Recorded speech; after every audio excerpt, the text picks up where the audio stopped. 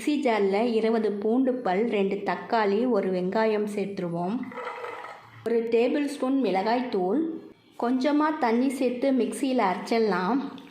Pan சூடானதும் 2 table spoon oil சூடானதும் அரைச்ச விழுதை சேர்த்துருவோம். ஆயிலே 3 நிமிஷத்துக்கு நல்லா குக் பண்ணிடலாம். கொஞ்சமாக உப்பு சேர்த்துருவோம். டேஸ்டி மேக்கரை சேர்த்துருவோம். சூடான தண்ணி 2 கப்பு. தண்ணி கொதிக்கிற வரைக்கும் வெயிட் பண்ணலாம். தண்ணி நல்லா கொதி வந்துடுச்சு. 3 கட்டி மேகியை சேர்த்துருவோம். 3 நிமிஷத்துக்கு நல்லா குக் பண்ணிடலாம். 3 நிமிஷத்துக்கு நல்லா குக் பண்ணியாச்சு. கொத்தமல்லி சேர்த்துட்டு நல்லா கலந்து விட்டாச்சு. கார்லிக் மேகி ரெடி ஆயிடுச்சு. இது போல் ட்ரை பண்ணி பாருங்கள். தேங்க்யூ.